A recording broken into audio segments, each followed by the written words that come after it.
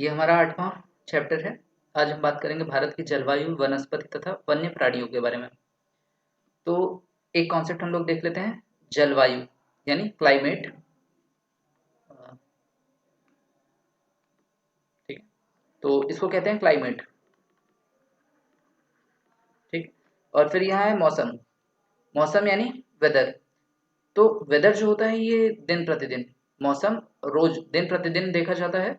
और जलवायु है ये एक लंबे समय, लंबी अवधि देखा जाता है। जैसे हम लोग देखते हैं 100 साल का या 50 साल का, या देख रहे होते हैं 30 साल में क्या क्या परिवर्तन आए हैं।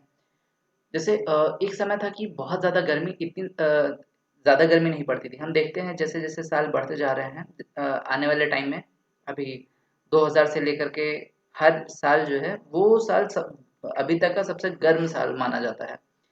तो इसीलिए जो है मौसम को एक दिन का देखा जाता है। जैसे अभी बारिश हो रही है तो हाँ, बारिश वाला मौसम है, या अभी आज गर्मी, आज बहुत गर्म मौसम है। तो लेकिन जलवायु जो है एक दिन में परिवर्तित नहीं होती है। जलवायु को कई साल में देखा जाता है, कई साल में ये एक पैटर्न होता है जो फॉलो कर रहा होता है, साल दर साल लगभग लगभग वैसा ही पैटर्न फॉलो करता है। धीरे धीरे ये पैटर्न बदलता जाता है, जैसे अभी बदल रहा है। क्यों? क्योंकि जो मानव है इनको एंथ्रोपोजेनिक एक्टिविटीज़ कहते हैं। मानव द्वारा करने वाली एक्टिविटी, उसको इंग्लिश में एंथ्रोपोजेनिक एक्टिविटीज़ कहते हैं। तो जैसे जैसे मानव बहुत ज़्यादा पॉल्यूशन फैला रहा है, कार्बन डाइऑक्साइड बहुत ज़्यादा उत्सर्जित कर रहा है, वैसे वैसे धरती का तापमान बढ़ रहा है। तापमान बढ़ने से जलवायु में परिवर्तन आ रहा है। ठीक है, तो जलवायु और आप लोग को मौसम समझ में आ गया होगा। अब हम लोग आगे देखते हैं। मौसम वायुमंडल में दिन प्रतिदिन होने वाले परिवर्तन है, तो ये चीज़ याद रखिएगा। इसको हम हाईलाइट कर देते हैं।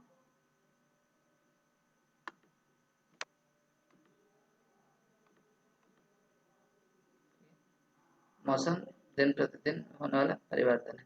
इसमें तापमान, वर्षा तथा सूर्य का विकिरण इत्यादि शामिल है। उदाहरण के लिए मौसम कभी गर्म या कभी ठंडा होता है, ये तो आपको बता चुके हैं। अ, ये इसके बाद हम लोग देखते हैं भारत में कौन कौन सा मौसम होता है। भारत में सारे मौसम होते हैं। भारत में एक ऐसा देश है, एक ऐसी जगह स्थित है कि यहाँ पे सारे मौसम होते हैं। सर्दी भी होती है, गर्मी भी होती है, वर्षा भी होती है, और शरद ऋतु भी आती है। तो कब कब होती है ये देख लेते हैं बस। दिसंबर से फरवरी तक ठंडा मौसम रहता है, ये सर्दी वाला टाइम रहता है।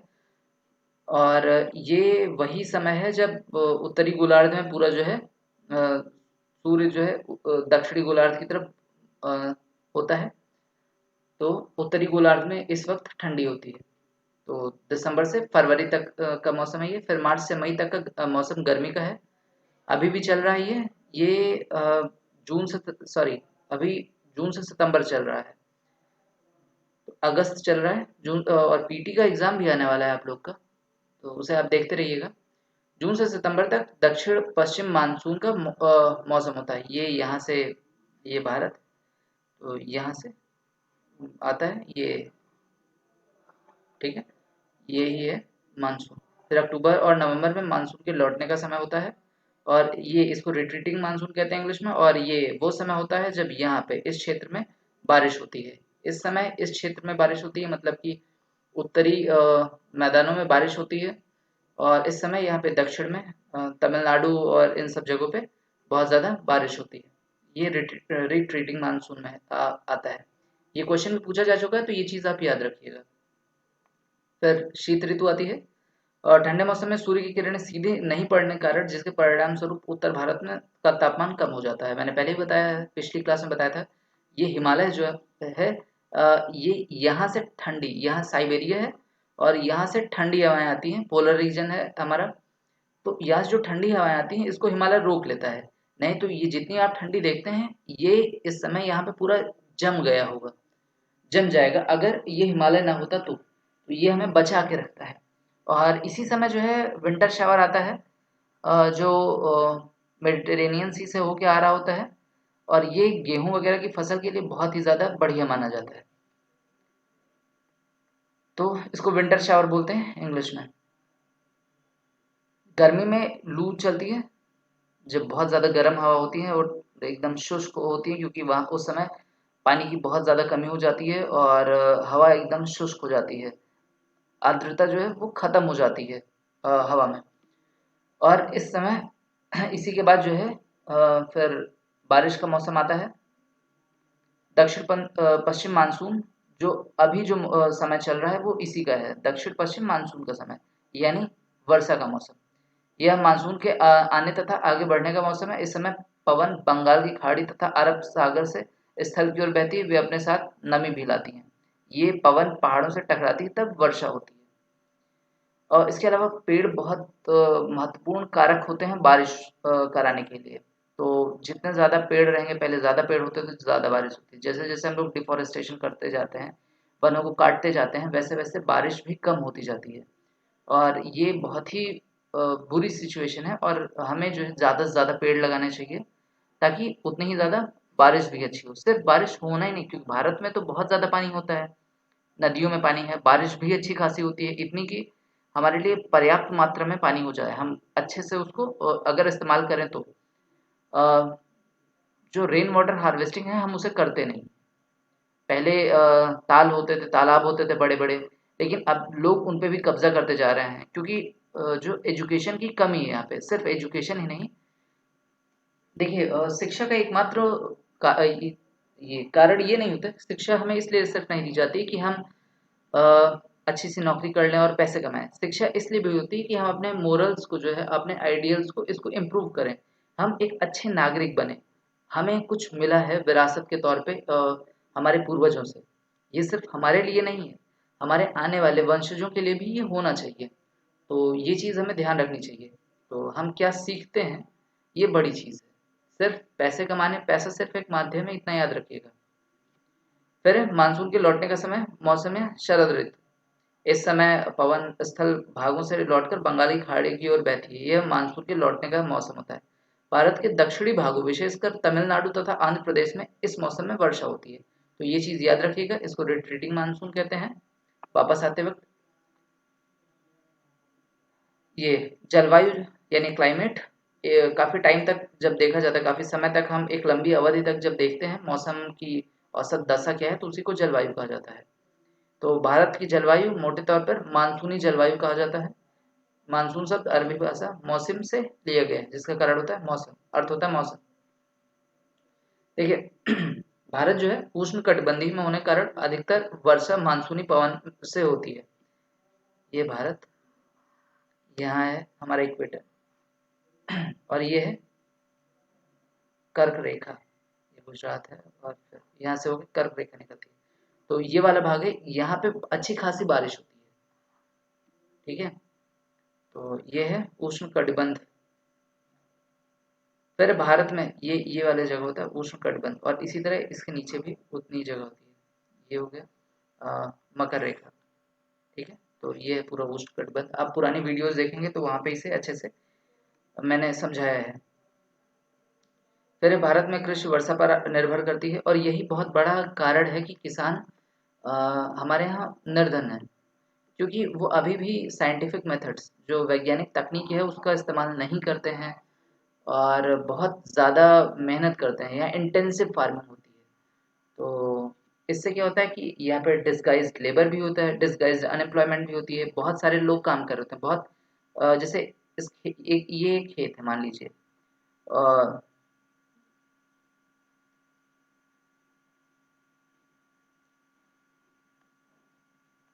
ये एक खेत है। इस खेत में 4 लोग अगर काम करेंगे तो भी ये उतना अनाज देगा। लेकिन होता क्या है कि एक घर में मान लीजिए 8 लोग हैं, तो 2 बच्चे हैं, तो जो 6 बड़े लोग हैं वो भी इसमें ये सारे काम कर रहे हैं। तो काम तो 4 का है, लेकिन काम 6 लोग कर रहे हैं। तो 2 लोग काम कर रहे हैं, इनका अगर ये नहीं भी करेंगे तब भी इसकी पैदावार उतनी ही होगी। तो ये होता है डिसगाइज्ड अनएम्प्लॉयमेंट। ठीक है, तो ये हम लोग इकोनॉमी जब पढ़ेंगे तो उसमें ये सब देखेंगे। ठीक है।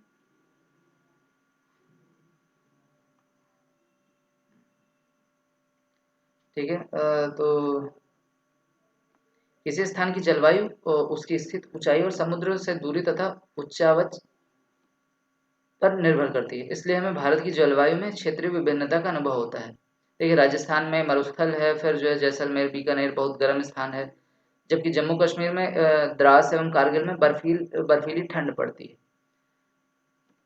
वो काफ़ी ऊंचाई पर स्थित है। जम्मू हो गया, कश्मीर हो गया, ये बहुत ऊंचाई पर स्थित है। तो यहाँ पे इसीलिए बहुत ज़्यादा ठंडी पड़ती है। तो ये हो गया समुद्र तल से ऊंचाई। ठीक है, ऊंचाई। समुद्र से दूरी भी इसकी बहुत ज़्यादा है। जैसे जैसे आप अंदर आते जाएंगे वैसे वैसे देखिए बारिश होने के कई कारण होते हैं। और यहाँ पे जब यहाँ से हवाएं चलती हैं, बादल लेके आती हैं, जब ये कहीं पर टकराती हैं, जैसे अरावली है तो अरावली अब उतनी ऊंची रही नहीं, तो इस अरावली को पार कर जाते हैं। यहाँ आता है हिमालय। ये हिमालय लगभग इससे टकराती है और फिर यहीं पे ज़्यादातर बारिश हो जाती है, यहीं इकट्ठा होते हैं बादल और यहीं पे बारिश हो जाती है। तो ये नॉर्दर्न एरिया है।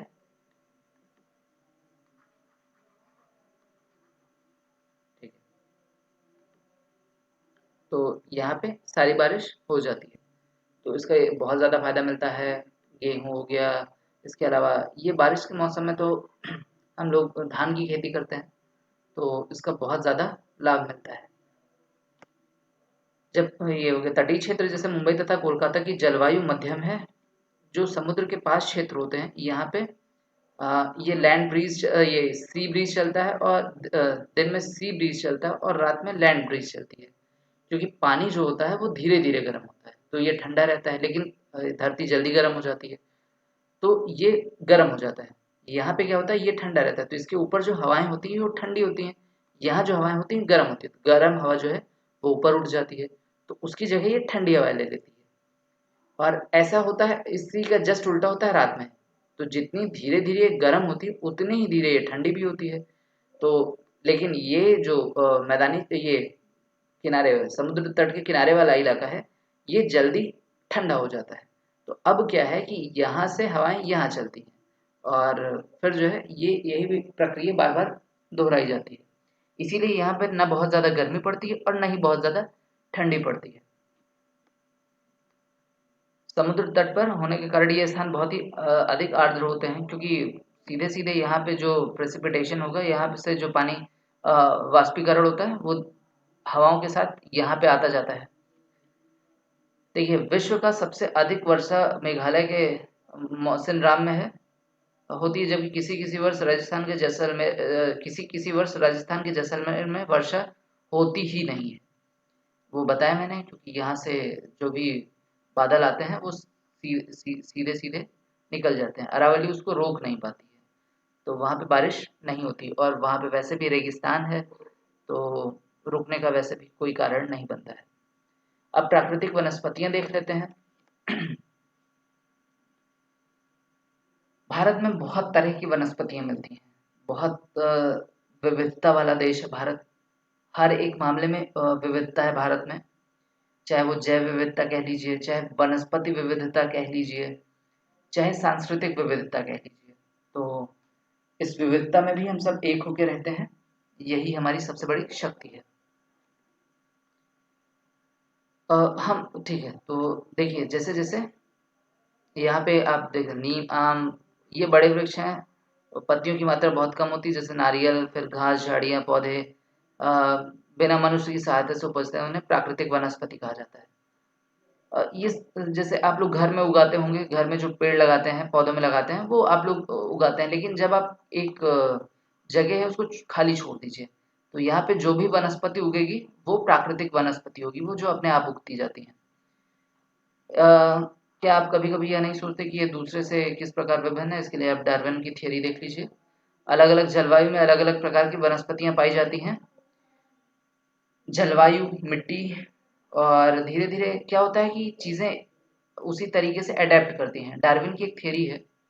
तो डार्विन की थियरी ये कहती है कि जैसे जैसे चीज़ें होती हैं एक समय के साथ वो अपने माहौल में उसी तरह अडेप्ट करती जाती हैं। जिराफ जो है वो बड़ा था, तो उसको जो है खाने के वो उसको बड़े बड़े पेड़ मिल रहे थे, तो उसको ऊपर सर करके खाना पड़ता। धीरे धीरे एक समय के बाद जो है उसकी गर्दन काफ़ी ऊंची हो गई। तो ऐसे ही उनकी और भी थियरीज हैं, आप देखिएगा बायोलॉजी की क्लासेस में। इनमें वर्षा की मात्रा सबसे महत्वपूर्ण होती है। जलवायु की विविध ये आप देख सकते हैं, क्योंकि रेगिस्तान में जैसे बारिश होती नहीं, वहाँ पे वनस्पति बहुत ज़्यादा कम होती है। जो होती भी हैं वो कांटेदार होती हैं। इसके अलावा उनकी पत्तियाँ जो है बहुत ही मोटी होती हैं, उन पे अ, काटे हुए होते हैं, या वो पत्ती लगती नहीं, जैसे आप कैक्टस का पेड़ देखते हैं। हमें वनों की आवश्यकता क्यों होती है? बहुत सारे कारण हैं। सबसे पहले तो ऑक्सीजन, जैसे हमें पता है कि धरती के फेफड़े कहे जाते हैं, किनको कहे जाते हैं? ये मैं पहले ही बता देता हूँ। अमेज़न के रेन फॉरेस्ट को धरती के फेफड़े कहे जाते हैं, और उनमें बहुत ज़्यादा लोग पेड़ों को काट रहे हैं, बहुत बार आग लग जाती है। तो ये सारी चीज़ें होती हैं जिससे कार्बन डाइऑक्साइड बढ़ता है, और धरती का तापमान ही नहीं, कार्बन डाइऑक्साइड की मात्रा भी बढ़ती जाती है। फिर वन हमारे लिए बहुत ही लाभदायक हैं। ये पेड़-पौधों की जड़ मिट्टी को बाँध के रखते हैं, क्षरण नहीं होता है, अपरदन नहीं होता है, इसको भी रोकते हैं। इसके अलावा हमें ऑक्सीजन देते हैं, ये तो बताया ही है। बहुत सारी और चीज़ें, जैसे ईंधन हो गया, लकड़ी हो गया, चारा हो गया, जड़ी-बूटियाँ हो गया, और शहद, गोंद, ये सारी चीज़ें भी मिलती हैं। बहुत सारे वन्य जीवों का निवास स्थान है ये। खाद्य श्रृंखला खराब हो जाएगी, गड़बड़ हो जाएगी अगर ये वन नहीं होंगे तो, और इसके कारण प्राकृतिक संतुलन भी बिगड़ जाएगा। पेड़ों की अंधाधुंध कटाई के कारण भारी मात्रा में प्राकृतिक वनस्पतियाँ समाप्त हो गई हैं, धीरे-धीरे बहुत सारी विलुप्त भी होती जा रही हैं, और हमें इसको बचाना चाहिए। ये जागरूकता बढ़ानी चाहिए। ये सब धरती हमारी ही नहीं, धरती सभी की है, तो हमें सबके साथ मिल के यहाँ पे रहना है। तो इस बारे में हमें सोचना चाहिए। कुछ हम लोग कुछ खास आयोजन जैसे वन महोत्सव मनाकर अधिक से अधिक लोगों को इस प्रयास में शामिल कर सकते हैं, तथा पृथ्वी को हरा-भरा रख सकते हैं।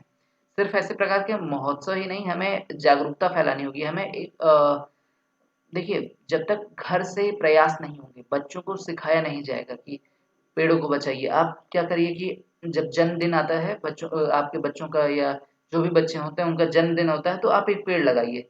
एक पेड़ लगाएँगे, हर जन्मदिन पे आप एक पेड़ लगाएँगे, जितने साल जिएँगे उतने ही पेड़ लगाएँगे। सिर्फ़ पेड़ लगाइए ही नहीं, उसको बचा के भी रखिए, बड़े करिए। तो आप भी समाज के लिए कुछ दे रहे हैं, आप भी प्रकृति के लिए कुछ कर रहे हैं, जबकि आप प्रकृति से इतना कुछ ले रहे होते हैं। तो आप जो ऑक्सीजन ले रहे हैं, तो उस ऑक्सीजन को बनाए रखने के लिए भी आप पेड़ लगाइए। तो ये सारी चीज़ें आप कर सकते हैं, योगदान दे सकते हैं। अ, इसके अलावा हम देखते हैं, ये बहुत सारी चीज़ें दी गई हैं, सब कुछ इसी प्रकृति से ही आता है।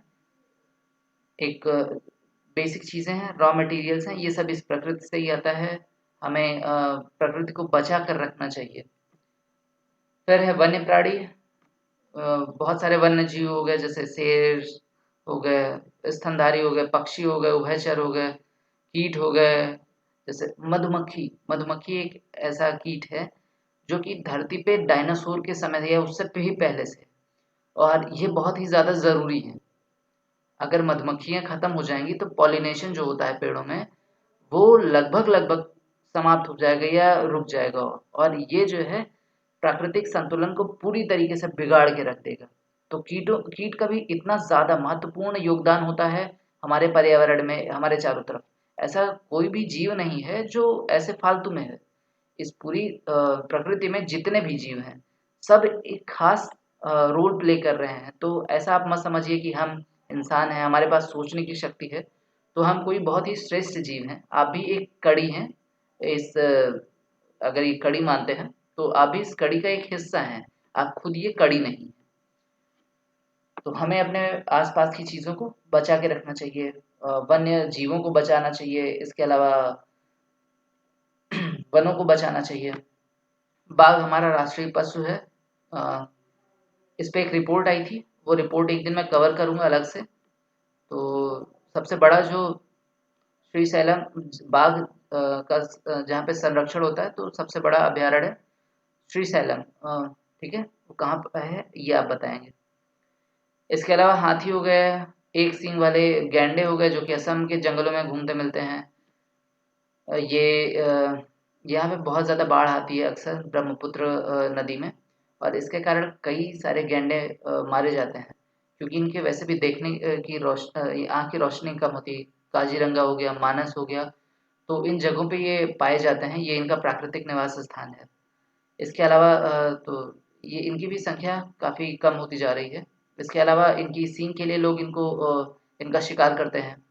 फिर हाथी हो गया, इसके भी बहुत सारे लोग शिकार करते हैं, क्योंकि उनको लगता है उसकी सींग बहुत ही ज़्यादा कीमती है। पर जीवन सबसे ज़्यादा कीमती होता है किसी भी चीज़ से, और सींग उसी हाथी की है, तो उसे जाने दीजिए आप। ऊँट हो गया, ये भी भारत के रेगिस्तान में मिलता है। जंगली गधे कच्छ के रेगिस्तान में पाए जाते हैं। इस पे क्वेश्चन भी पूछा जा चुका है यूपीएससी में, और भी बहुत सारे एग्जाम में। ये सारी चीज़ें हो गई। हिम तेंदुआ हो गया, क्लाउडेड लेपर्ड, इसके अलावा बंदर शियार और बहुत सारी चीज़ें हैं। नीलगाय हो गया, चीतल हो गया, बहुत सारे। देखिए भारत में विविधता तो बहुत ज़्यादा है, तो बहुत हर लगभग हर प्रकार के जीव भारत में आपको मिल जाएंगे। और जैसे वेस्टर्न घाट्स हो गया, पश्चिमी घाट हो गया, पूर्वी घाट हो गया। पश्चिमी घाट में खासकर ये नीलगिरी वाला क्षेत्र, यहाँ पे नीलगिरी तार मिलता है, और ये बहुत ही ज़्यादा प्रचुरता है यहाँ पे वन्य जीवों की। तो ये जगह बहुत ही ज़्यादा वन्य जीवों से भरी हुई है, और बहुत ही पक्षी, अलग अलग प्रकार के पक्षी जो हैं वो भी यहाँ पे मिलते हैं। तो इससे बहुत ज़्यादा क्वेश्चन कुछ जब जैसे न्यूज़ में रहते हैं, तो वो क्वेश्चंस बनते रहते हैं यूपीएससी या यूपीपीसीएस में। तो हमारा मोर हमारा राष्ट्रीय पक्षी है। मोर अशोक के समय से ही बहुत ही ज़्यादा चर्चा में रहा है। फिर भारत में सांपों की सैकड़ों प्रजातियां पाई जाती हैं, उनमें कोबरा और कैरत प्रमुख है। वन्य को काटने तथा जानवरों के शिकार के कारण भारत में पाए जाने वाले वन्य जीवों की प्रजातियां तेजी से घट रही हैं। ये बहुत बड़ी समस्या है जिसके बारे में अभी हम बात कर चुके हैं। तो आप अपनी तरीके से तरफ से भी कोशिश करिए। इसके अलावा कोशिश करिए कि देखिए आप अभी वन्य जीवों को तो सीधे तौर पे बचा नहीं सकते हैं। हाँ, आप पार्टिसिपेट कर सकते हैं, ऐसे कोई एनजीओज हो गए, उनमें पार्टिसिपेट कर सकते हैं। तो आपके आप जो कुछ कर सकते हैं, आपके चारों तरफ जो जगह है, जो वातावरण है, आप उसको साफ रख सकते हैं। पन्नियाँ पॉलीथीन से इसको फेंकिए मत। कूड़ा कचरा जो है सही से उसका निस्तारण करिए। तो इससे आप भारत के भविष्य में योगदान दे सकते हैं। सिर्फ भारत में नहीं के लिए ही नहीं, विश्व के भविष्य के लिए भी योगदान होगा ये। बहुत सारी प्रजातियां तो समाप्त भी हो चुकी हैं, जैसे चीता भारत में लगभग समाप्त हो, मतलब भारत में समाप्त हो चुका है, विलुप्त हो चुका है। अब भारत वापस से चीता को इंट्रोड्यूस करा रहा है। कहाँ इंट्रोड्यूस करा रहा है, कहाँ पे उसको वापस से ले आया जा रहा है, ये आप बताएंगे हमें। सरकार ने हाथियों तथा बाघों को बचाने के लिए बाघ परियोजना तथा हस्ती परियोजना शुरू की। बाघ परियोजना कब शुरू की और हस्ती परियोजना कब शुरू की है, ये आप बताएंगे। माइक साइट्स होती हैं, ये जहाँ-जहाँ पे इन हाथियों का जो जाने का स्थान है या जहाँ भी मिलते हैं, इन्हीं को माइक साइट्स कहते हैं। तो आप ये भी बताइए मुझे माइक साइट्स कौन-कौन से हैं? क्या आप भारत के कुछ पशु विहारों के नाम तथा मानचित्र पर उनकी स्थिति बता सकते हैं? ये हम लोग बाद में करेंगे। इसी के साथ ये चैप्टर का लास्ट पोर्शन पे हम लोग पहुँच चुके हैं। वन्यजीव के संरक्षण में आप भी हाथ बटा सकते हैं।